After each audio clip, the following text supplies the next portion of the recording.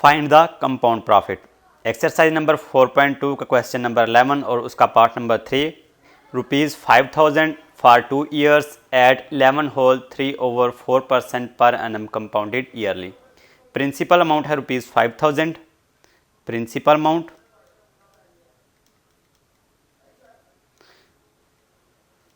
Principal amount is equal to ₹5,000 और time है 2 years। Time is equal to 2 years और उसके बाद प्रॉफिट का रेट है 11 होल 3/4%।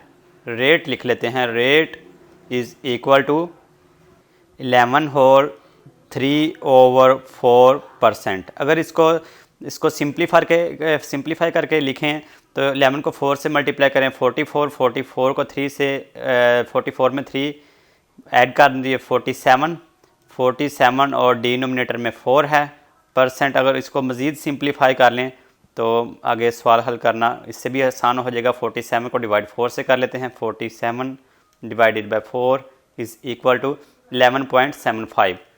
11.75% ये है रेट।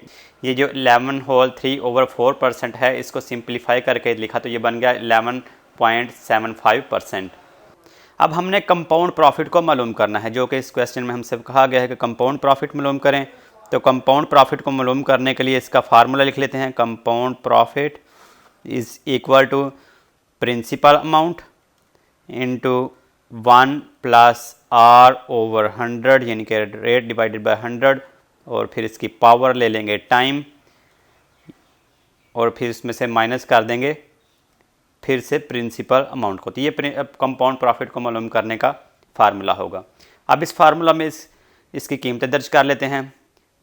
ये है प्रिंसिपल अमाउंट ₹5,000 लिख लेंगे इंटू 1 + R मीन्स रेट और रेट है 11 होल 3/4%। इसको हमने सिंप्लीफाई करके लिखा तो ये 11.75%। 11.75। अब इस पर ये जो परसेंटेज का सिंबल है ये नहीं लिखेंगे क्योंकि ये जो डिनोमिनेटर में 100 आ रहा है फार्मूला के, यही परसेंटेज के सिंबल की वजह से आ रहा है। परसेंट का मतलब है पर 100 यानी कि डिवाइडेड बाय 100 और इसकी पावर टाइम है। टाइम यहाँ पर 2 years है इस क्वेश्चन में तो इसकी पावर 2 माइनस प्रिंसिपल अमाउंट और प्रिंसिपल अमाउंट वही ₹5,000 है तो इसको -5,000 से कर लेंगे। अब इसको सिंप्लीफाई कर लेंगे तो हमें कंपाउंड प्रॉफिट का पता चल जाएगा। सिंप्लीफाई करने के लिए 5,000 जो कि प्रिंसिपल अमाउंट है इंटू 1 + 11.75 को डिवाइड कर लेते हैं 100 से। 11.75 जो है इसको डिवाइड कर लें 100 से तो ये बन जाएगा 0.1175। 0.1175 और इसकी पावर है 2 माइनस 5,000। 5,000 इंटू 1 प्लस कर लेते हैं 0.1175 में जब 1 प्लस करेंगे तो ये बन जाएगा 1.1175 और इसकी पावर है 2 माइनस 5,000। ये अब स्क्वायर ले लेंगे 1.1175 का। ये पहले 5,000 लिखा हुआ है जो कि प्रिंसिपल अमाउंट है। अब स्क्वायर लेना है 1.1175 का। साइंटिफिक मोड में करेंगे कैलकुलेटर को। 1.1175 का स्क्वायर ये बन गया 1.2488। 1.2488 अब इसकी पावर 2 नहीं लेनी क्योंकि हमने इसका स्क्वायर ले लिया है -5,000। इसके बाद अब हम 5,000 को मल्टीप्लाई कर लेंगे 1.2488 से।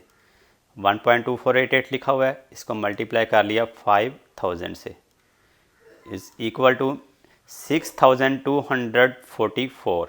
आगे ये पॉइंट आके के 0 आ रहा है, इसको लिखने की ज़रूरत नहीं है, इसको लिख लेते हैं 6,244। 6,244 माइनस 5,000। ये जो 6,244 है ये है फाइनल अमाउंट और ये 5,000 जैसे कि हमने पहले लिखा हुआ है ये प्रिंसिपल अमाउंट है। तो फाइनल अमाउंट में से प्रिंसिपल अमाउंट को माइनस करें तो कंपाउंड प्रॉफिट का पता चल जाता है। अब हम 6244 में से माइनस कर लेते हैं 5000 इस इक्वल टू, तो ये बन गया 1244। आगे पॉइंट के आगे ज़ीरो है, लिखने की इसलिए ज़रूरत नहीं है। 1244 1244 ये है कंपाउंड प्रॉफिट। कंपाउंड प्रॉफिट, तो इस तरह हमने कंपाउंड प्रॉफिट को मालूम किया 1244, और प्रॉफिट को हमने रुपीज़ में मालूम करना है। यहाँ पर करेंसी रुपीज़ में इस्तेमाल हो रही है, इसलिए 1244 रुपीज़ का कंपाउंड प्रॉफिट हुआ।